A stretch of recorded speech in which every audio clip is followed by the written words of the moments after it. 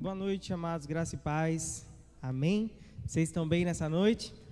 Que bom que você está aqui, amém? Olha para o irmão que está ao seu lado e diga assim: meu irmão, que bom que você veio. Se você está aqui, não deixe esse tempo passar despercebido por você, não deixe esse tempo passar em branco, mas interaja com o culto, amém? Preste o teu culto ao Senhor, porque Ele é digno disso, amém? Fecha teus olhos por um instante, vamos agradecer ao Senhor, vamos orar juntos, amém?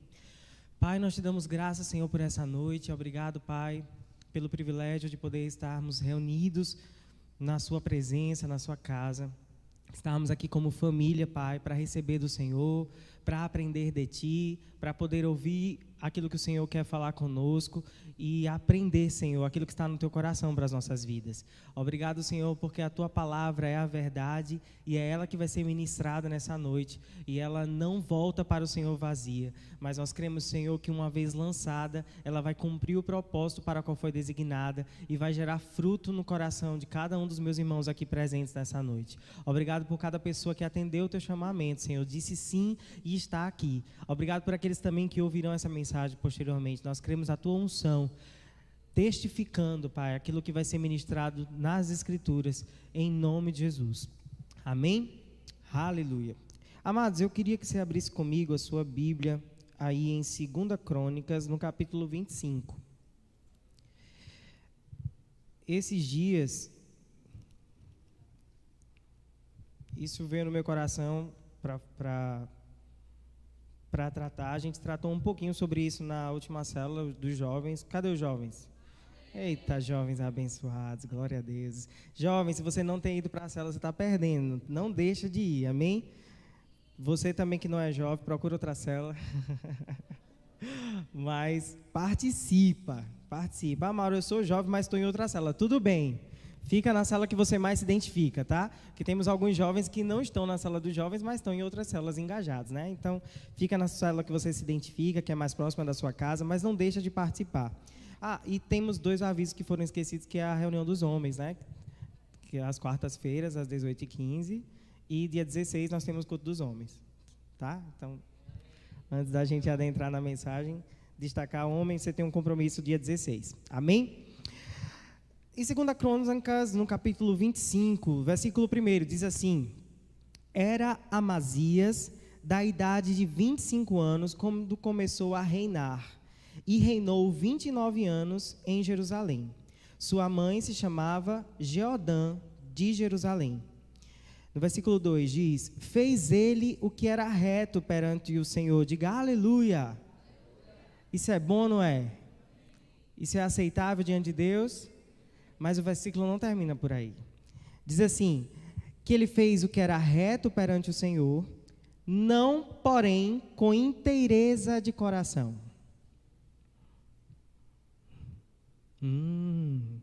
Teve uma observação aí, né? Ele fez o que era reto, mas a Bíblia diz que ele não fez com inteireza de coração. Em outra versão diz que não com integridade de coração. Na King James fala que ele fez o que era correto e agradável diante dos olhos do Senhor, entretanto, não agiu com total sinceridade de coração. E é justamente sobre isso que eu quero falar com vocês nessa noite, sobre a sinceridade de coração, sobre a intenção, sobre a motivação pela qual nós fazemos o que fazemos. Porque não basta para Deus nós fazermos o que é reto e agradável, se a intenção por trás, ela está camuflando a intenção errada. Isso pode comprometer o seu galardão. Isso pode comprometer a sua recompensa. Porque eu acredito, amados, que Deus, nada na Bíblia é por acaso. E Deus, Ele deixou uma exortação aqui para nós. Ele fez o que era reto, mas não se achou nele inteireza de coração. Que nós, no nosso proceder, estejamos envolvidos naquilo que estamos fazendo com inteireza de coração, porque é isso que sobe para Deus como aroma agradável, como um sacrifício vivo, santo e agradável a Ele. Amém? E nós vamos estar falando um pouquinho sobre isso nessa noite, sobre a sinceridade do nosso coração. Por que você faz o que você faz? A sua obediência é uma obediência sincera ou é uma obediência conveniente? Você faz o que é reto simplesmente porque entende que Deus é quem vai te recompensar e Ele é a motivação por trás daquilo que você está fazendo, ou você faz o que faz simplesmente para aparecer, para ficar bonito diante dos homens?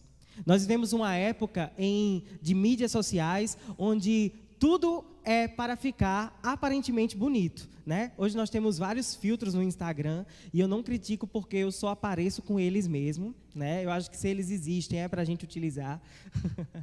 Mas a verdade é que muitas vezes o filtro está camuflando ali alguma verdade que existe por trás. É ou não é? E nós vivemos numa era em que as pessoas elas estão muito bonitas, aparentemente muito bonitas nas redes sociais, mas por dentro elas escondem a real motivação do que estão fazendo. A verdade é Deus quem conhece. A verdade é a pessoa também que conhece. Porque a gente sabe quando a gente está agindo em sinceridade ou não de coração. É ou não é? E é engraçado que lá em Mateus, abre comigo lá em Mateus no capítulo 6, Jesus ele fala um pouquinho sobre isso, ele criticando algumas posturas dos fariseus. Em Mateus no capítulo 6, no versículo 1, ele diz assim: guardai-vos de exercer a vossa justiça diante dos homens, com o fim de serdes vistos por eles. Doutra sorte, não tereis galardão junto de vosso Pai Celeste. Olha que interessante. Jesus está dizendo, se você exercer a sua justiça perante os homens, com a intenção de ser visto por eles, o seu galardão perante Deus está comprometido.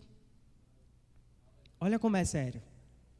E aí depois ele continua, quando vocês derem esmola, não toques trombeta diante de ti, como fazem os hipócritas nas sinagogas e nas ruas. Para que eles fazem isso? Para que eles tocam trombeta? Para serem glorificados pelos homens. Olha que rapaz altruísta, ele praticou uma boa ação.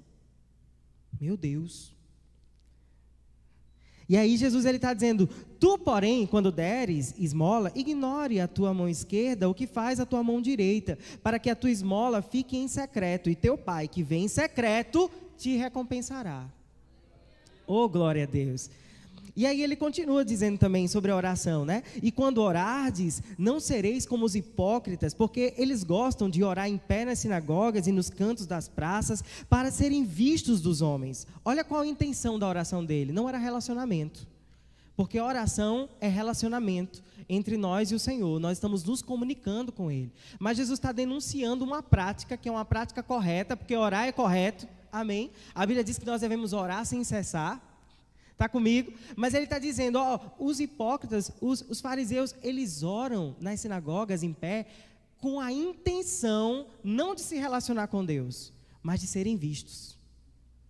E aí ele diz, em verdade vos digo que o fato deles serem vistos, de as pessoas acharem bonito aquela ação, eles já receberam a recompensa deles. Não tem recompensa diante de Deus.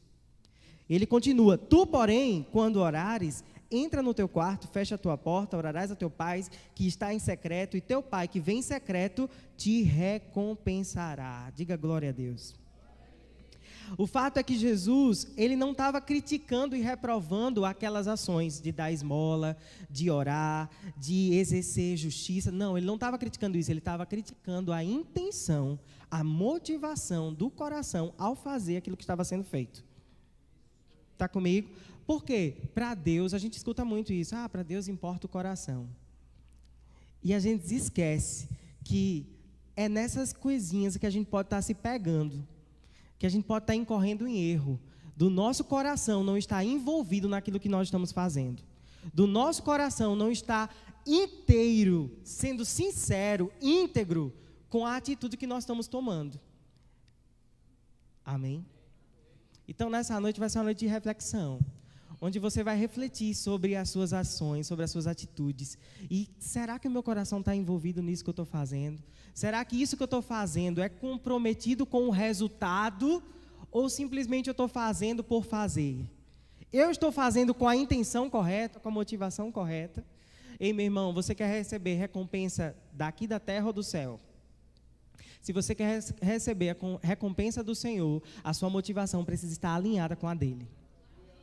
Você precisa estar sensível ao coração de Deus, para fazer aquilo que você faz. Porque você pode estar fazendo uma coisa correta com a maneira, com a intenção errada. E para Deus vai contar como está o seu coração. Olha para o irmão que está ao seu lado e diz assim: como está o seu coração? O bom é que nós não estamos aqui para julgar a intenção do outro, porque a Bíblia diz que nós devemos examinar a nós mesmos.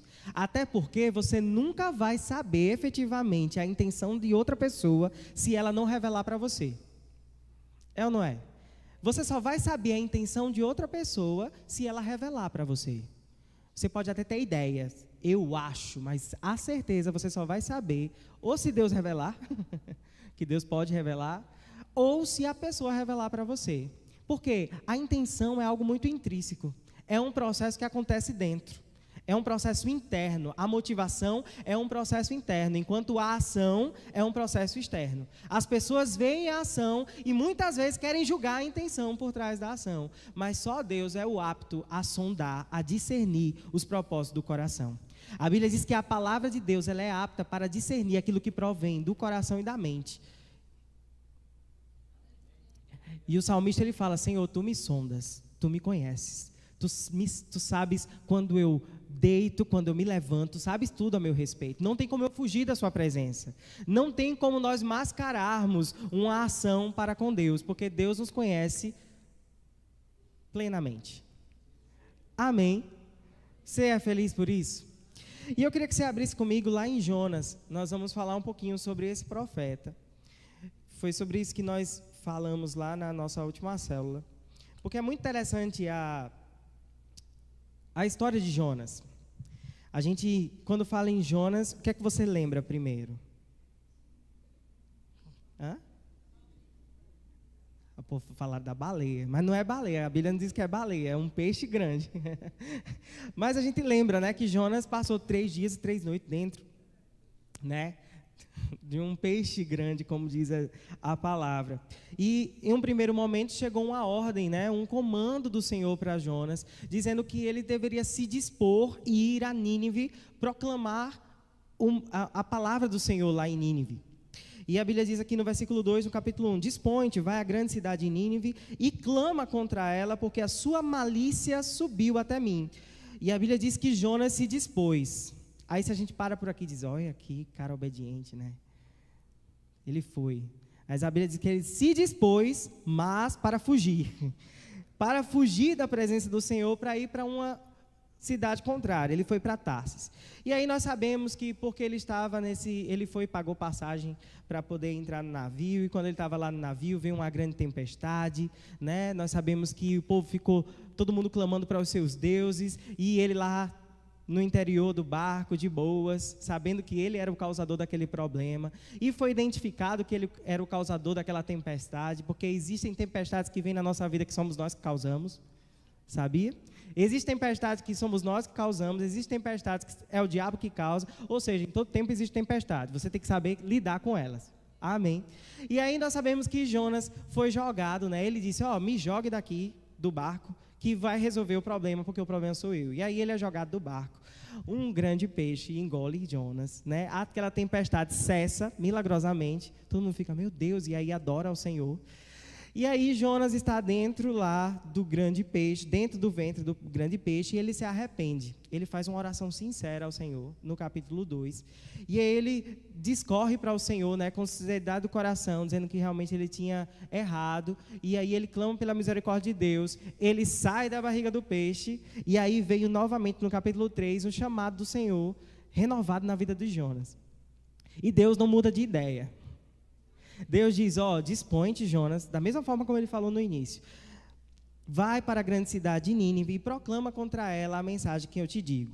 E aí Jonas, dessa vez, ele se levanta, no versículo 3, diz que ele se levantou e foi a Nínive. Diga glória a Deus. Aleluia. Jonas obedeceu ou não? Obedeceu, gente. Aleluia. E Jonas foi à cidade de Nínive segundo a palavra do Senhor. E ele começou a percorrer a cidade e ele pregava, dizendo que em 40 dias Nínive seria subvertida, conforme a palavra do Senhor. Só que aí os ninivitas, eles proclamam, ouvem aquela mensagem, eles proclamam um grande jejum entre todos os povos, né, todas as pessoas, inclusive os animais, e eles fazem, até o rei, ele rasga suas vestes, e ele veste pano de saco, ou seja, há um avivamento naquela cidade. Olha que interessante, porque quando nós obedecemos algo a Deus, algo tem que acontecer. Quando nós obedecemos um comando do Senhor, meu irmão, Deus, ele está interessado em realizar uma obra através de nós e em nós. Diga assim comigo, Deus está interessado em realizar uma obra através de mim e em mim.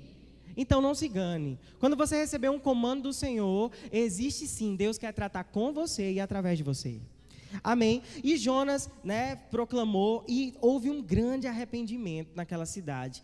A Bíblia diz no versículo 9, né, no versículo 8, que eles eram cobertos de pano de saco, tanto homens quanto animais, e eles fizeram um voto, né, de clamar fortemente ao Senhor. E no versículo 10, diz assim: viu Deus o que fizeram, como se converteram do seu mau caminho. E Deus se arrependeu do mal que tinha dito que lhes faria, e não o fez. Diga glória a Deus. Aquela cidade, ela tinha sido exortada, veio com a mensagem de julgamento sobre ela. Mas você sabia que Deus, ele é longânimo, misericordioso, e Deus sempre está interessado, quando ele proclama uma mensagem de exortação para as nossas vidas, é que nós venhamos a nos arrepender e redirecionar a rota? Por quê? Porque a Bíblia diz que é desejo de Deus que todos sejam salvos e cheguem ao pleno conhecimento da verdade. E a Bíblia diz que um coração quebrantado e contrito, Deus não despreza. Então, mais do que interessado em punir e julgar, Deus estava interessado em ter o coração daquele povo para Ele. Amém? E aí, quando aquele povo se arrepende, Deus vê aquilo e diz: não vai ter julgamento não, porque houve mudança de direção. Houve arrependimento. E quando há arrependimento, né, há graça. A graça, ela é estendida, a misericórdia é alcançada. Amém? E foi isso que aconteceu na cidade de Nínive. Mas Jonas, no capítulo 4, é interessante porque Jonas, ele revela o que estava no coração dele acerca daquela obediência. Apesar de ter obedecido e de ter testemunhado um grande avivamento naquela cidade, no capítulo 4 diz que com isso, com o resultado, com o grande avivamento que aconteceu, todo mundo se arrependeu, a cidade foi ao chão, ao pó, mas Jonas não ficou contente. A Bíblia diz que ele se desgostou extremamente e ficou irado. E orou ao Senhor. Olha que interessante, gente. Jonas orou e disse: Senhor, não foi isso que eu disse estando na minha terra? Por isso eu me adiantei fugindo para Tarsis, porque eu sabia que és Deus clemente e misericordioso, e tardio em irar-se, e grande em benignidade, e que te arrependes do mal. Peço-te, pois, ó Senhor, tira a minha vida, porque melhor me é morrer do que viver. Gente, olha que interessante. Jonas tinha fugido, ele revela o motivo dele ter fugido inicialmente. Ele tinha fugido justamente porque ele sabia que se ele proclamasse uma mensagem da parte de Deus, de julgamento para aquela nação, existia a possibilidade daquela nação se arrepender e Deus não trazer o julgamento. E Jonas estava interessado no julgamento da cidade e não no arrependimento deles. Olha que interessante. E aí ele fica desgostoso, ele fica com raiva. Ele diz: como assim? Por isso que eu não queria ir. Porque eu sabia que se o povo se arrependesse, você ia deixar passar. E o que eu queria era que eles fossem punidos. Olha que interessante isso. Jonas, ele obedeceu a Deus, né? Teve a sua segunda oportunidade e obedeceu a Deus. Mas a motivação de Jonas estava no julgamento. Eu vou lá, mas eu quero que eles sejam punidos, eles sejam condenados. Mas a tônica do coração de Deus era: a mensagem é essa, existe a oportunidade de arrependimento ainda. E Jonas sabia disso. Ele sabia que existia essa oportunidade. É tanto que ele diz: eu sabia que você ia voltar atrás com o julgamento. Por isso que eu não queria ir. Ou seja, Jonas fez a coisa certa, mas a motivação dele não estava alinhada com o coração de Deus. Concorda comigo? E aí no versículo 4, Deus questiona, peraí, vem cá, isso é razoável? É razoável essa tua ira? E aí nós sabemos, né, que depois nasce uma planta que faz sombra para ele fica feliz da vida com a plantinha, só que a plantinha no outro dia morre, e aí ele fica com mais raiva ainda porque a planta morreu. E aí no versículo 10, torna o Senhor dizendo, vem cá, tu tem compaixão da planta que não te custou nada, custou trabalho nenhum, a qual não fizeste crescer, em uma noite nasceu e numa noite morreu, e eu não vou ter compaixão de 120.000 pessoas que não sabem discernir entre a mão direita e a mão esquerda, e também muitos animais. Olha só, aí termina assim o livro de Jonas, com uma sonora pergunta para ele, vem cá, é razoável isso? Quer dizer que eu não ia ter compaixão das pessoas? Você teve compaixão de uma planta que nasceu num dia, morreu no outro, e eu não ia ter compaixão de 120.000 pessoas e animais. Olha, Deus se importa com os animais, amém? Eu não ia ter compaixão desse povo todinho que se arrependeu, que voltou para mim, que voltou à direção.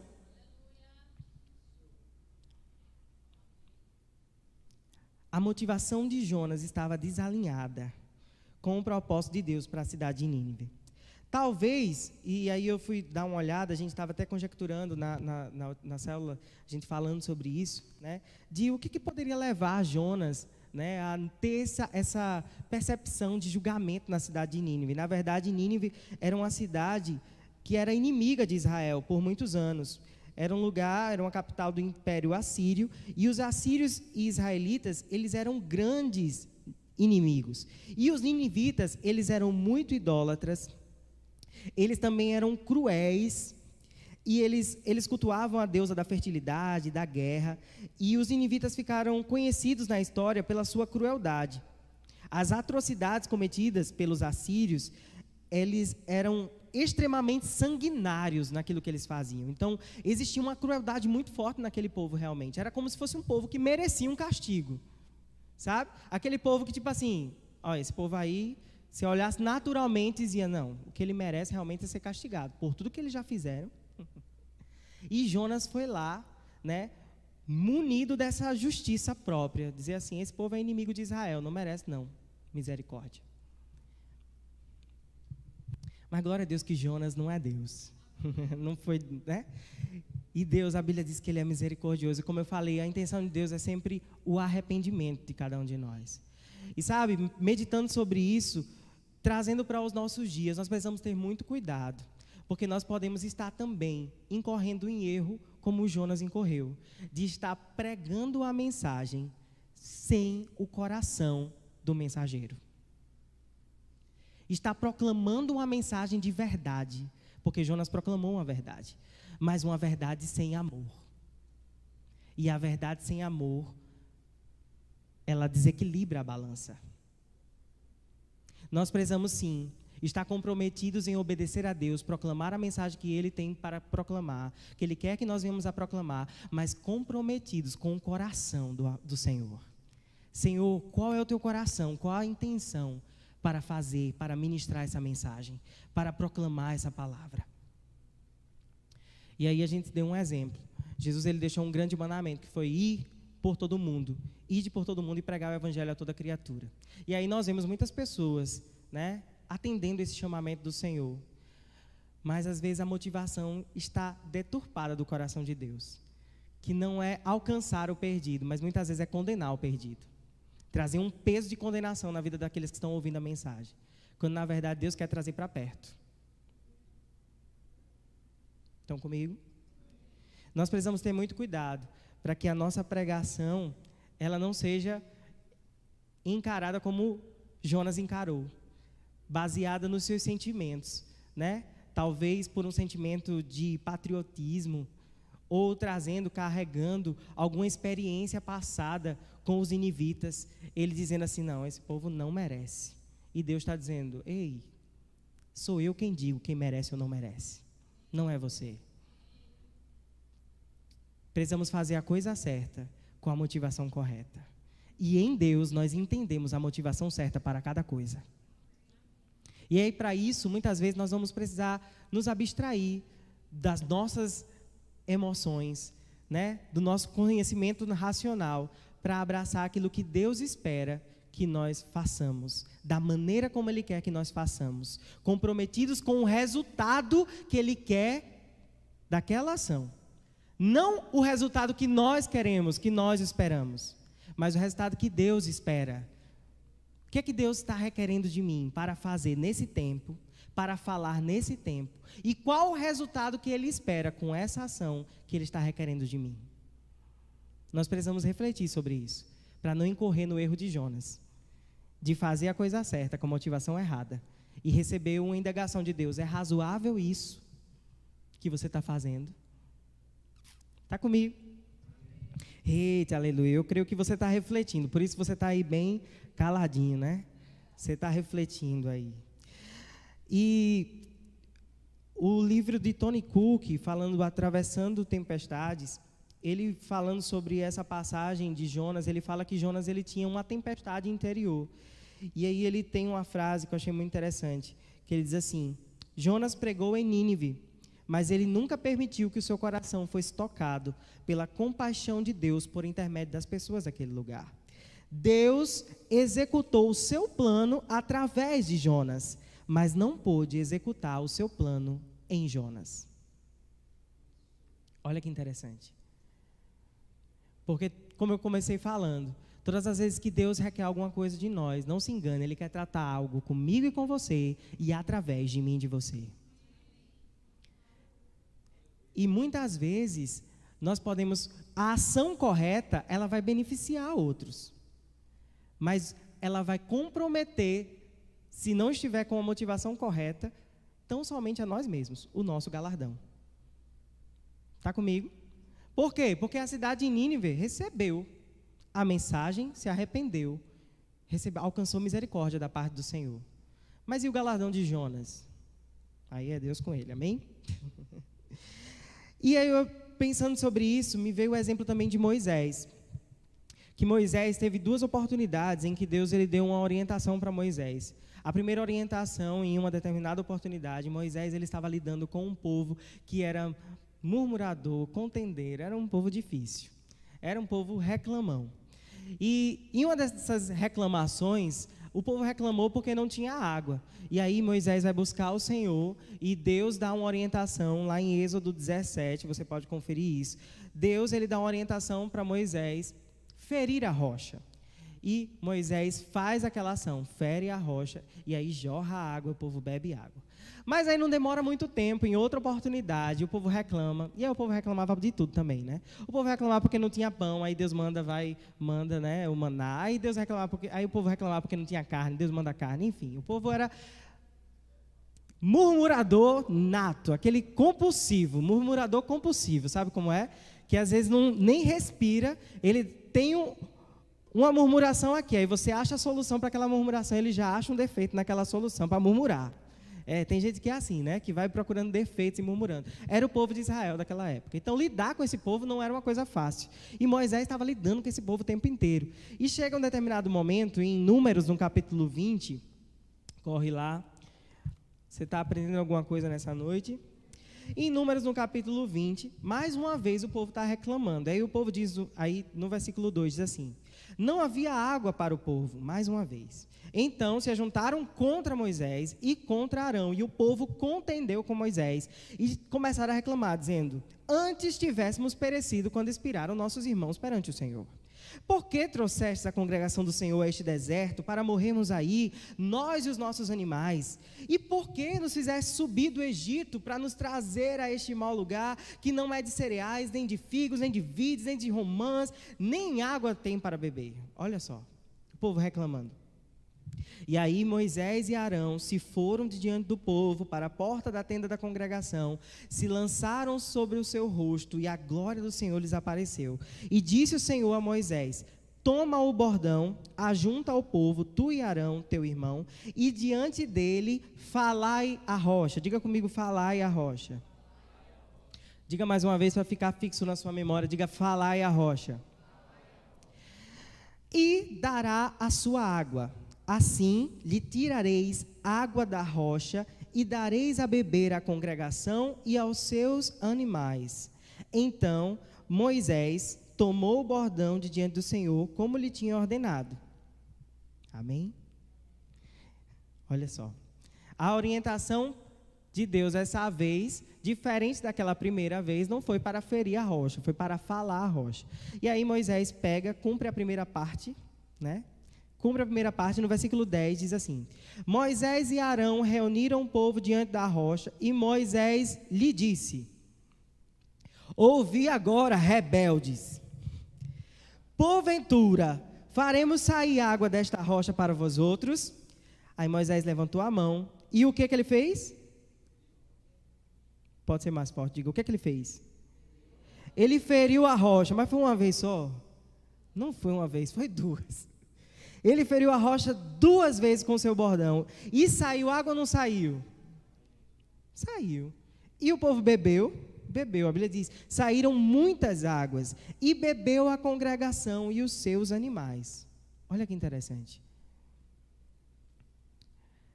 Mas o Senhor disse a Moisés e a Arão: visto que não crestes em mim para me santificardes diante dos filhos de Israel, por isso não fareis entrar este povo na terra que lhes dei. Olha que forte. Deus tinha dado um comando dessa vez para Moisés. O povo estava reclamando. Moisés estava extremamente chateado por causa da reclamação do povo. Porque venhamos e convenhamos, viver, já dizia Provérbios, que viver com a mulher rixosa é difícil. Imagine com o povo, né? Imagine com aquele povo todinho reclamando, contendendo contra a vida de Moisés. Tudo que dava errado culpava Moisés. Está vendo? A gente saiu de lá, a gente tinha tudo lá, aqui a gente tem nada. E aí Moisés, né, pega todo aquele sentimento, aquela emoção e desapercebe do comando de Deus que ele tinha dado. Fale a rocha. Não é para você tocar nem ferir, é para você falar. E aí Moisés, ao invés de falar, ele faz um discurso, chama todo mundo de rebelde. Faz um discurso para todo mundo e mete o bordão na rocha. E ele não mete uma vez, não, ele mete 2. E é pei, pei. Mas é engraçado que o resultado, né, a água fluiu. Por quê? Porque a água não era para ele, a água era para o povo. O povo foi beneficiado da mesma forma, mas Moisés comprometeu o seu galardão, por não ter comunicado da forma como Deus disse que era para fazer. A motivação, porque Moisés era um representante de Deus. O povo olhava para Moisés, tinha medo de falar com Deus e dizia, vai tu, fala com ele. Moisés era um representante de Deus, aquilo que Moisés fazia estava representando o caráter de Deus. E qual a tonalidade que ficou no coração do povo ao ver Moisés xingá-los e ainda ferir a rocha? Com certeza aquele povo pensou, Deus está com raiva da gente, viu? Deus está com raiva de nós. Olha para isso. Nunca vi Moisés assim. O homem mais manso da terra. Meteu 2 vezes. Olha que interessante isso. E aí Deus não trata com Moisés na frente do povo, né? Depois Deus chega para Moisés e diz, olha, por causa disso, tu não vai entrar na terra. Tu comprometeu o teu galardão, porque tu não me obedeceu com inteireza de coração. A motivação que estava no meu coração para você comunicar com o povo, Moisés, não era essa tonalidade que você deu. A tônica que havia no meu coração não era essa. E porque você descumpriu essa tônica, você não compartilhou da forma como eu disse que era para compartilhar, isso compromete seu galardão, você vai ficar de fora. Olha que sério, gente. É sério ou não é? E aí, hoje na Nova Aliança, eu tenho uma boa notícia para você. Você é um embaixador de Cristo. Você é um representante legal dele. E aí eu te pergunto, qual a tonalidade que você tem comunicado, como você tem comunicado a mensagem de Deus para as pessoas? Como as pessoas têm criado a imagem de Deus por meio da sua vida, daquilo que você faz, daquilo que você fala, da maneira como você age. Que imagem de Deus você tem transmitido para as pessoas?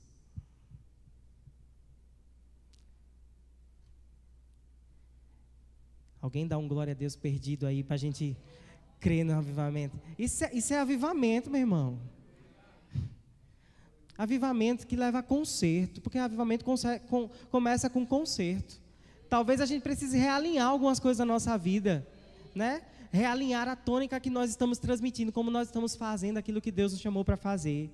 Eu estou fazendo com a motivação correta, a intenção está correta. Deus, o Senhor quer que eu fale com essa tonalidade mesmo. É isso que é para fazer. Eu estou obedecendo integralmente. A minha obediência é sincera. Há interesse de coração naquilo que eu estou fazendo, ou a minha obediência é conveniente? E eu estou comprometendo o meu galardão. Porque a gente já observou nas duas oportunidades que nós estamos estudando aqui essa noite, que as pessoas que receberam até foram beneficiadas, mas o mensageiro foi que comprometeu a coisa para si mesmo. E aí é como Jesus falou lá, quando a motivação está errada, você pode até fazer a coisa certa, mas você está comprometendo o seu galardão. E aí isso me lembra de Paulo. Paulo preso, lá em Filipenses, fala que Paulo estava preso quando escreveu Filipenses, e aí ele diz que muitos estavam se levantando naquela época para pregar o Evangelho de Cristo, e aí ele diz, estão se levantando para pregar o Evangelho de Cristo, mas por inveja, estão se levantando para pregar por inveja, por sorte da ganância, ou seja, a motivação com que eles estão fazendo o que estão fazendo está errada. Aí Paulo diz, mas o que me importa? Se Cristo está sendo pregado. Por quê? Porque quem vai ouvir vai ser beneficiado. Em outras palavras, estava dizendo, não importa, quem está se prejudicando é ele, que está pregando com a motivação errada. Está comigo? Quem está se prejudicando é quem está com a motivação errada. Oh, glória a Deus. Aleluia. Vai lá para Filipenses 1, para a gente conferir nas escrituras isso. Para não ficar só no... foi o Mauro que disse.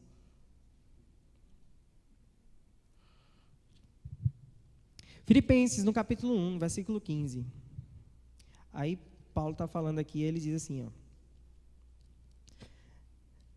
Acho que eu vou ler uma versão diferente. Diz assim, alguns, naturalmente, estão pregando o evangelho por inveja e rivalidade. Olha só, é possível pregar o evangelho por inveja e rivalidade? Paulo está dizendo que é. É possível pregar o evangelho. Olha só, gente. Que sério isso. É possível pregar o evangelho para aparecer, né? É possível fazer uma boa ação simplesmente para receber engajamento, curtidas, likes. As pessoas acharem que está tudo bem, não é verdade? E aí Paulo está dizendo, alguns estão fazendo isso, estão pregando o evangelho por inveja e rivalidade. Eles querem ter também a reputação de pregadores destemidos. Porque Paulo estava preso, tinha sido preso, estava pregando para todo mundo lá dentro, ele estava dizendo, eles também querem essa reputação de pregadores destemidos. Outros, porém, têm motivos puros e pregam por amor. Diga, está falando comigo? Oh, glória. Pois sabem que o Senhor me trouxe até aqui a fim de me usar para defender a verdade do Evangelho. Alguns pregam a Cristo para fazer-me inveja, pensando que o seu êxito aumentará minhas tristezas aqui no cárcere. Mas não importa a razão pela qual o estão fazendo. Por motivos falsos ou verdadeiros, o que importa é que o Evangelho de Cristo está sendo pregado e eu fico alegre. Por quê? Porque ele não está comprometendo a vida de Paulo. Não está comprometendo necessariamente a vida dos ouvintes, está comprometendo a si mesmos. É o galardão deles que está perdendo. E aí eu não sei se a sua mãe, né, talvez alguns que foram criados no Evangelho, a mãe, né, geralmente diz assim, faça isso. Aí a pessoa diz, vou não fazer, aí vai fazer emburrado. Aí a mãe diz, pois também nem ganhou o galardão. Alguém já ouviu essa frasinha? A gente usa às vezes no departamento infantil, né? Foi fazer assim, nem ganhou o galardão. É base bíblica, viu? Tá fazendo com a motivação errada, tá comprometendo seu galardão. Aí uns revoltados dizem, eu não queria mesmo. Os rebeldes, né? Aleluia. Ei, meu irmão, nós precisamos ser intencionais naquilo que nós fazemos. e com a intenção correta. Que a nossa motivação esteja em comunicar o coração de Deus em tudo que nós vamos fazer. Não faça nada por conveniência, ou simplesmente porque pediram ou mandaram, não. Faça com o coração envolvido. Não comprometa a sua recompensa diante de Deus, sem estar envolvido o coração. Jesus, ele fala que o nosso sim, Jesus diz, seja o seu sim, sim, e o seu não. Sabe o que é isso? O sim da sua boca tem que ser o sim do seu coração. O não da sua boca tem que ser o não do seu coração. Eles precisam estar em sintonia. É por isso que Jesus fala, seja o seu sim, sim. Seja o seu sim, sim. O não, não. Coração alinhado. Eu não vou falar só porque é conveniente falar. Eu vou falar porque é isso que está no meu coração. Existe um sim e eu vou dizer sim. Amém? Oh, glória a Deus. Você recebeu alguma coisa nessa noite? Somos embaixadores de Cristo. Precisamos comunicar a mensagem com o coração daquele que nos confiou a mensagem. Não basta, meu irmão, você fazer. Você precisa fazer com a motivação certa. Então, quando você vier para a igreja, venha com a motivação correta. Quando você estiver escalado e for servir no departamento, sirva, mas analise seu coração. Será que eu estou aqui simplesmente porque eu estou escalado? Senhor, se é por isso, eu quero alinhar o meu coração agora, porque eu não quero perder o meu galardão. Eu não quero perder a recompensa de te servir. Amém. Fica de pé.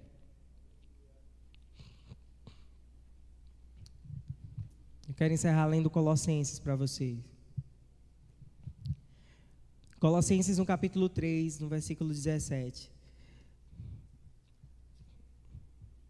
Um tangedor pode vir aqui, por favor.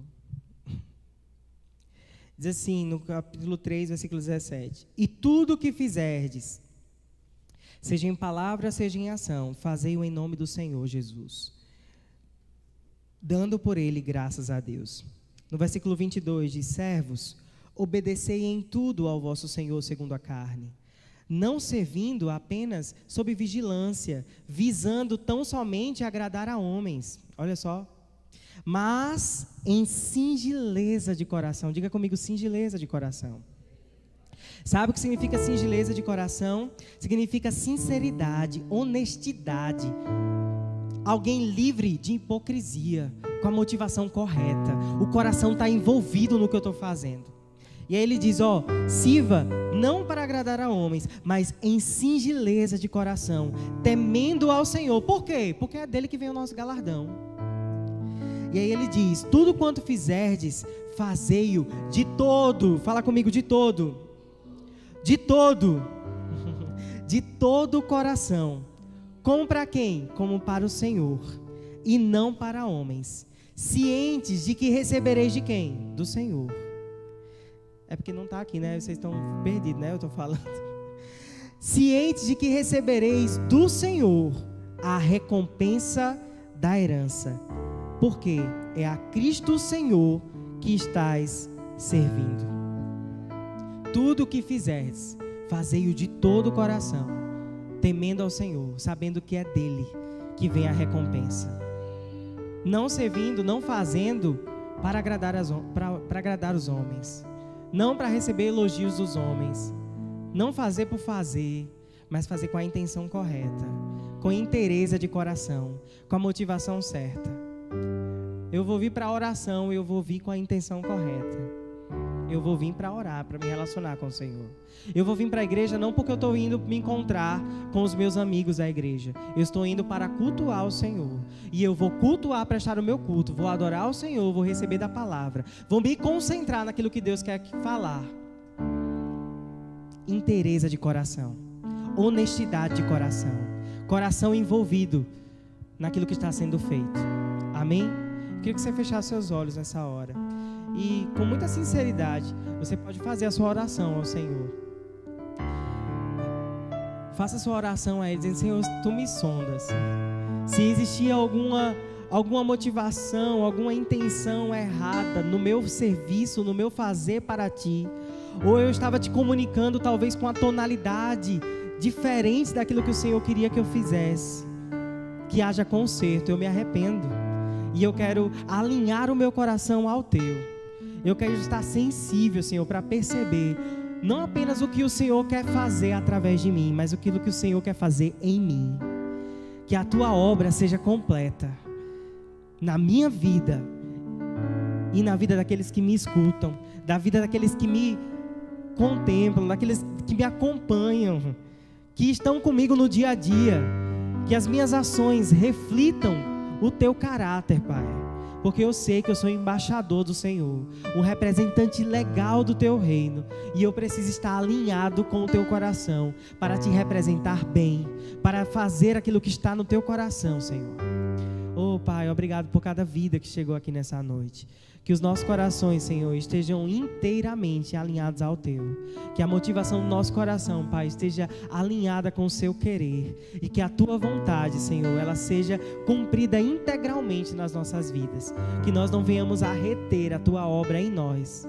Não, Pai, nós não queremos comprometer a mensagem. Nós não queremos comprometer a imagem do Senhor. Nós queremos fazer correto, com a intenção correta. Esse é o desejo do nosso coração. Muito obrigado, Pai, por um tempo de alinhamento na sua presença, conserto, de ajuste, em nome de Jesus, em nome de Jesus, em nome de Jesus. Amém? Vocês foram edificados essa noite? Então dê a paz do Senhor. O culto está encerrado até domingo e